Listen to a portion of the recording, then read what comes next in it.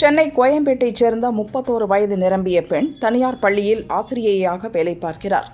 இவரது கணவர் auto driver. இவர்களுக்கு 2 பெண் குழந்தைகள் உள்ளனர்.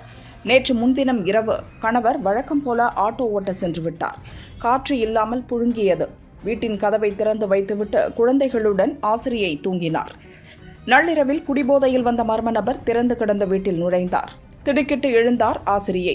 வாயை பொத்திய போதை ஆசாமி கத்தியை காட்டி மிரட்டி பாலியல் பலாத்காரம் செய்தார். போதை ஆசாமி அசந்த நேரம் பார்த்து வீட்டை விட்டு வெளியே ஓடி வந்த ஆசிரியை கூக்குரலிட்டார். அலறல் சத்தம் கேட்டு ஓடி வந்த அக்கம் பக்கத்தினர் மர்ம நபரை பிடித்து தர்ம அடி கொடுத்தனர். போலீசார் விரைந்து சென்று விசாரித்தனர். போதை ஆசாமி கோயம்பேட்டைச் சேர்ந்த ஜான் பால்ராஜ், வயது 38 என்பது தெரியவந்தது. கோயம்பேடு மகளிர் போலீசார் போக்சோ சட்டத்தின் கீழ் வழக்கு பதிவு செய்து ஜான் பால்ராஜை கைது செய்தனர். தொடர்ந்து விசாரணை நடக்கிறது.